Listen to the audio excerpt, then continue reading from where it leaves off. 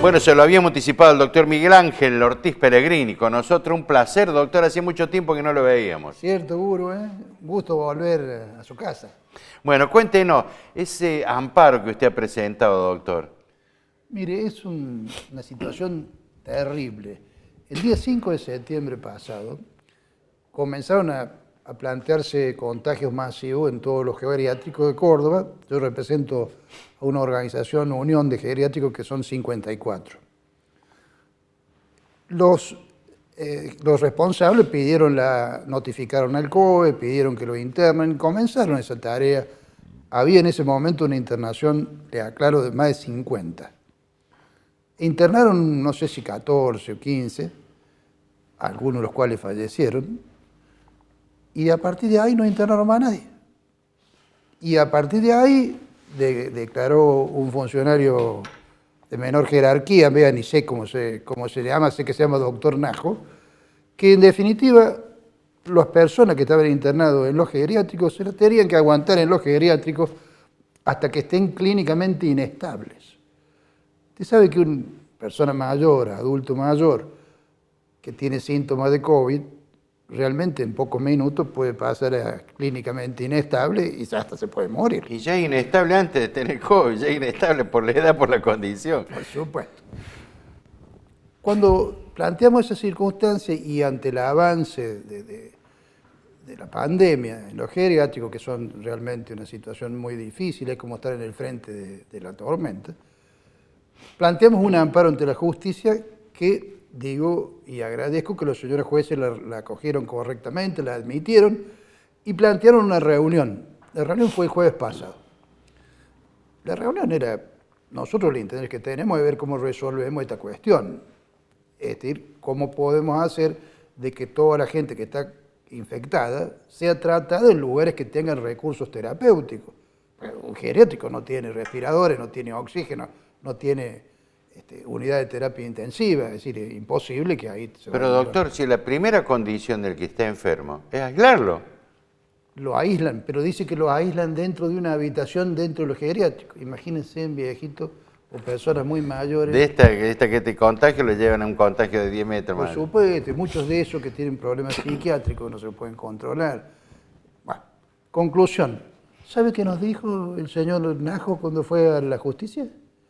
Que tienen que hacer, escuche bien, un expediente en las obras sociales, que tampoco le lleven el apunte, y cuando esa obra social tengan por escrito que no le llevan el apunte, presenten una nota a la provincia para que se ocupen. Mientras tanto murió 3 veces. Exactamente. En el interín, obviamente, se murieron todos. Bueno, esto fue el jueves.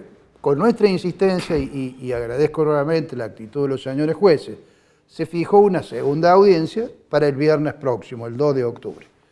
Lo que ocurre es que entre jueves y hoy lunes se expandió enormemente. Y hoy antes teníamos 3, ahora tenemos como 10 geriátricos que están tapados. En algunos casos todos, infectados todos. Los residentes, los personal de salud, los dueños, la familia de los dueños, todos. Y estamos esperando que los ayuden. Y no les llevan el apunte. Es más, en algunos lugares hay un geriátrico que se llama Cántaro en Villa María, que directamente les rechazaron en las clínicas y en los hospitales los personales, las personas que tenían requiriendo su salud. Un abandono de personas. Bueno, nosotros no queremos hacer cuestiones de tipo penal. Lo que estamos planteando es que se trate con seriedad una situación gravísima en la provincia, con los hospitales o los sanatorios, con los geriátricos y todas las partes involucradas para resolver la situación. Y también pedirle al señor ministro que lo saque a este muchacho que no tiene sentido común y ponga a alguien responsable para que vayamos adelante en esto. Concretamente, yo no quiero hacer un juicio ni meterme en cuestiones penales en un asunto que depende de los tiempos de la salud y la vida de la gente. Entonces necesitamos soluciones urgentes.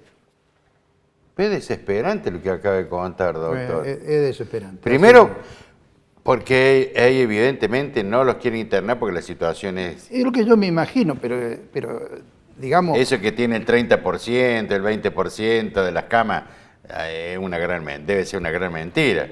Por eso, como yo me imagino que tiene una situación gravísima, la situación no es hacerse el que no conozco o el que se la arreglen. La situación es tomar cartas en el asunto y ponerse a resolver esto. ¿Y qué jueces tomaron esa determinación? Es la Cámara Primera Contenciosa Muy bien. que muy bien admitieron el amparo y citaron la reunión. Yo le agradezco, le vuelvo a repetir, porque eso estableció un diálogo con una gente que si bien habla de cualquier cosa, cuando usted plantea esto no quieren saber nada de internar a la gente. Pero doctor, a lo mejor ellos están siguiendo las directivas del Fondo Monetario. ¿Se acuerda que dijo acá que el problema del sistema del jubilatorio en la Argentina era que cada vez mueren más viejos las personas? Es decir, Bueno, mire, Hugo, yo creo que la solución es que nos maten. Eso es la que propuso acá la del Fondo Monetario. vea, ya existe toda una jurisprudencia de la Corte, etcétera, que el derecho más importante que tiene el ser humano es la vida, y de eso estoy tratando, ¿no? Oh, dije, bueno, pero es un principio que usted le lleva cuando su padre se lo inculcó, que es el radicalismo, el verdadero radicalismo, está al lado de la gente, los sectores populares, la lucha, la consideración. Trato de hacer eso, además ejerzo como abogado, como tal, como usted sabe, atiendo otras situaciones, pero yo soy profe de Derecho Constitucional, de tal manera que, hace más de 20 años seguro,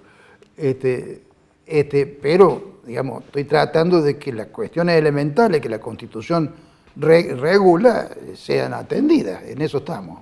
¿Y todos los profesores de Derecho Constitucional tienen su misma inclinación, su misma formación? Bueno, en general los profesores... ¿Son todos democráticos? ¿Ninguno ha actuado en dictaduras militares? ¿Por qué se ríe usted? Bueno, no, eso es responsabilidad de cada uno. No, yo pregunto como no Digo, en desconozco. general, la misión que tiene que tener un profesor de esta materia es, por supuesto, defender la vigencia de la Constitución. Vea, en la universidad tengo un curso de posgrado donde hablo de estas cosas. Doctor, eso lo vamos a convocar para otro día para que nos explique con lujo de detalle. ¿Cómo se comportan hoy los estudiantes? ¿Son distintos a 20 años atrás? Usted que tiene experiencia en este sentido, ¿qué diferencia nota observa usted? ¿Usted dice por la pandemia o en general? No, en general, el pensamiento, si le gusta participar, si...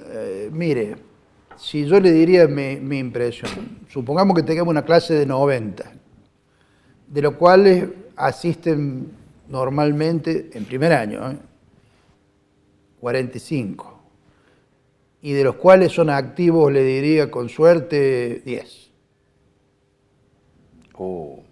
Dios me libre, peor todavía. Pero usted tuvo una frase célebre recién.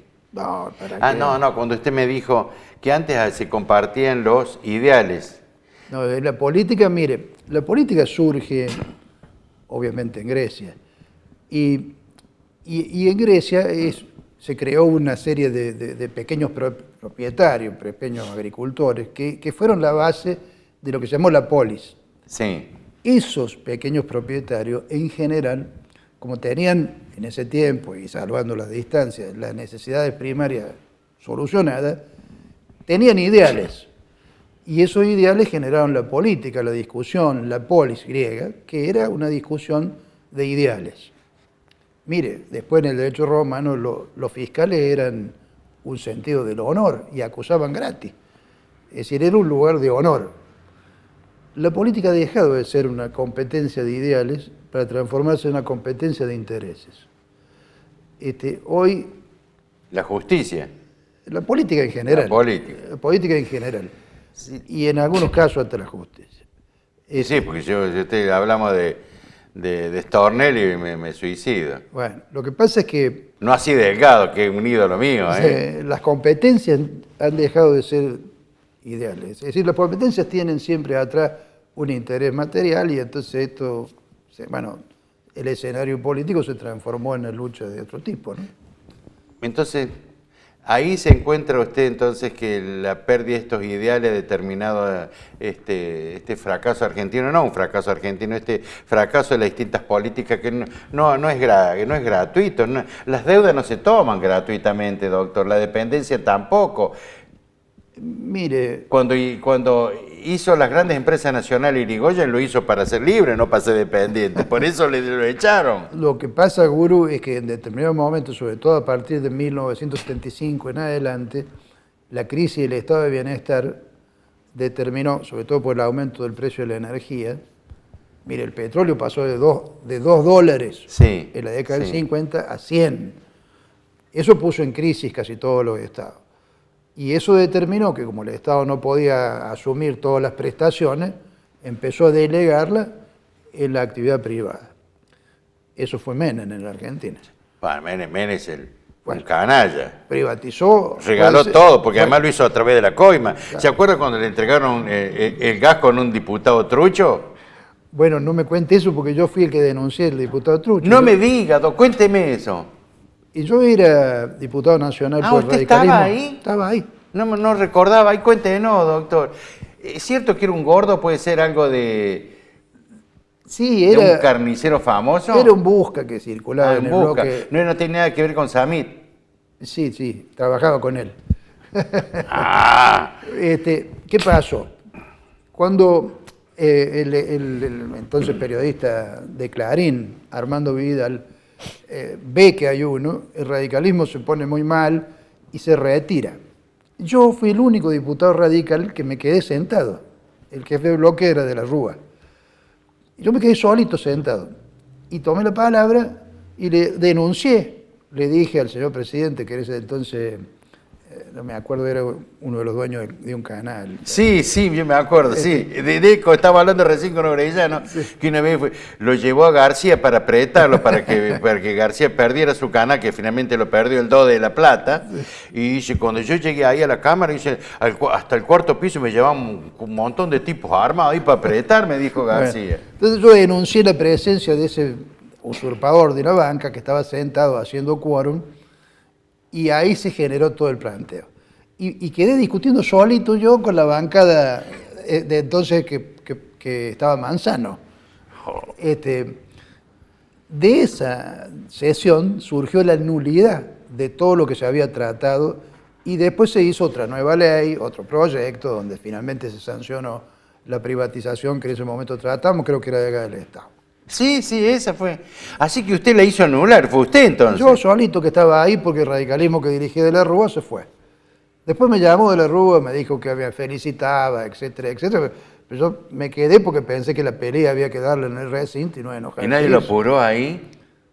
No, yo quedé solo ahí. Solo. Nadie lo apuró de la contra, digo, del oficialismo. Che. Ah, sí, por supuesto. Lo que pasa es que era tan enorme la falta del diputado Trucho que Kenan se llamaba.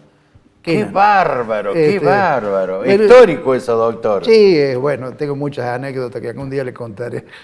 No me diga. Sí, esa fue una, por ejemplo. ¿Y el radicalismo siempre se opuso a las privatizaciones, Doc? No creo que no siempre, desgraciadamente. Mire, hablando de privatización, usted sabe que yo soy en realidad, el abogado de Luis Fuerza en la época del 2000, cuando se quiso vender la EPEC, ¿se acuerda? Sí, me acuerdo. Bueno, Por eso lo quiero al doctor, de 14, el doctor era íntimo amigo mío, de acá de Córdoba, fue de instrucción de 14, que era miembro de la Liga Cordobesa de Fútbol, que lo limpió, uno vino y lo imputó al del sindicato, porque Así dijo yo es. lo vi incendiar y él lo liberó. así es. Bueno, yo lo defendía a eso.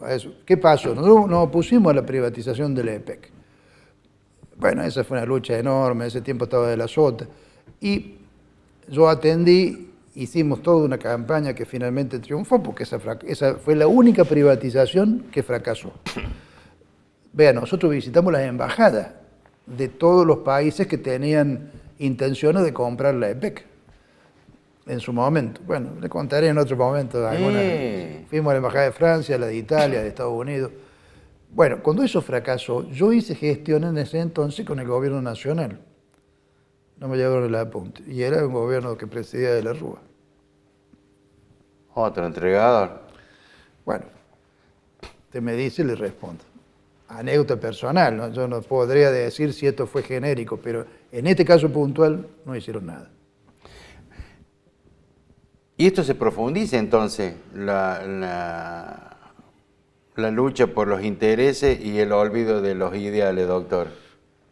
Y bueno, así es como usted dice. Desgraciadamente vivimos en una... Vargas Llosa dice que es la sociedad del espectáculo. En realidad, un candidato a un cargo público se preocupa más de su apariencia física, Sí. de cómo está peinado, Bueno. es decir, las chicas lo ven como lindo, que del contenido de sus discursos. Pero fíjese, esto comenzó, claro, es que a la política la invadieron los sinvergüenzas. Yo me acuerdo, ¿sabe por qué? Porque había un gobernador de Buenos Aires que se tuvo que cambiar los dientes porque la prensa lo... Después el otro se empezó a peinar distinto y así vino El gobernador era Casella. Sí. Se tuvo que cambiar los dientes porque Sí, yo me acuerdo. tenía los dientes que no estaban adecuados para su sonrisa. Y después era más importante la pinta Claro. que lo que pensábamos. Y que vivimos una crisis... Y cada vez peor, doctor. Y que vivimos una crisis enorme ya. Entonces, desgraciadamente, mire, a partir de que el capitalismo de producción se transforma en financiero, Ahí está. el tema de los valores pasó a tener una crisis enorme, desgraciadamente, y habrá que volver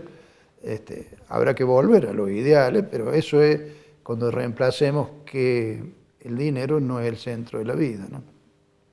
Bueno, casualmente el Papa en este caso dice que hay que apelar a la virtud y, Sí. y no al dinero. Pero cada vez se profundiza más eso, doctor. Pero quizá pueda cambiar un poco con esta pandemia porque hace sonar todos los sistemas económicos financieros. Y la pandemia nos está poniendo en crisis a todos, ¿no? Ojo, también dijo en claro, yo no creo que la solución venga por un sistema como el ruso o el chino. Donde Dios nos ampare. No, de ninguna manera. De Exactamente. ninguna manera. Exactamente, es decir, concretamente, no a las expropiaciones, no a los excesos. Lo que la democracia necesita son consensos. Y los consensos se hacen con los adversarios. Es decir, necesariamente, hay que reunir quienes son adversarios en una mesa común para poner brochazos de común acuerdo. Mire, yo he sido, en mi historia debo haber sido el opositor más fuerte que quizás en alguna oportunidad puedo haber tenido de la Sota. Pero cuando vino la sublevación y el reclamo policial del año 13, yo me di cuenta que lo querían derrocar desde el gobierno nacional y obviamente me pareció, como lo ratifico hoy, que había que tratar de resolver eso en la medida más urgente posible, evitar una intervención, y él era diría yo, mi opositor, mi adversario político, pero hay situaciones superiores. Eso fue bien. Quedó demostrado, y yo dije en aquel momento, mire, 2003, que eso había sido una intervención que había sido instigada por las autoridades nacionales. Después hicimos un juicio donde probamos eso. Hubo un fiscal que promovió acción al entonces Capitanich, que era el ministro Sí, jefe pues pasaron de gabinete. 20 años con el promovido. Sí, y ahora cuando se sublevó la provincia de Buenos Aires, la policía de la provincia de Buenos Aires, en un reclamo igual, tuvieron 3 días, ¿se acuerdan? Sí. No hubo ningún saqueo. ¿Sabe por qué no hubo ningún saqueo? Porque nadie instigó, porque nadie puso una actitud de instigación para cometer delitos como ocurrió en Córdoba. Ah, Bueno, entonces tiene razón. van descubriendo situaciones con el tiempo. Yo en soledad la planteé en aquel asunto en aquel tiempo y me miraban como si fuera un bicho raro. Yo recuerdo que me comentó alguien que participó de las reuniones y dice, estamos tan asustados que el doctor Pellegrini se sentó en la máquina y hizo el acuerdo. Sí, así fue. Y era un oficialista me contó, era tal la desorientación Sí. que él, siendo un contra y no era funcionario, terminó arreglando todo. Sí, efectivamente, así fue. Doctor, la próxima sobre ese curso de posgrado, Con todo gusto, pero... porque me va a servir a mí, a todos y a todos los televidentes, ¿no es Bueno, cierto? le agradezco, pero el programa de hoy parece un programa de dos viejos contando anécdotas. A mí me gustó, espero que a los televidentes también. Bueno, y acepto la vejez. Y Sí, por por eso cierto. yo reconozco, siempre digo, yo sí fui muchas veces un idiota, un imbécil. Yo me acuerdo cuando yo también me sumía a las palabras contra Ilia, y cada vez que no le puedo pedir perdón a Ilia. Claro. Creció la economía en la Argentina. No pagamos un peso de deuda cuando rompió los contratos petroleros, pero era un patriota, por eso lo atacaban. Así es. Por eso lo atacaban a Alfonsín. Así es. Y yo no me da cuenta. ¿Sabes cuándo me di cuenta? Cuando él dice, mire la página 2 de Clarín. Y yo veo cuando va a los gorilas de la sociedad rural y él dice, ustedes fueron partícipes de la dictadura militar. Digo, extraordinario ese tipo. Y bueno, que uno aprende muchas veces con los años. Con la vida. Un placer enorme y lo espero para cuando usted disponga para que nos haga en 50 minutos ese curso posgrado. Muchas gracias, muy gentil. Un abrazo, cariño a la familia. Gracias. A la pausa, director.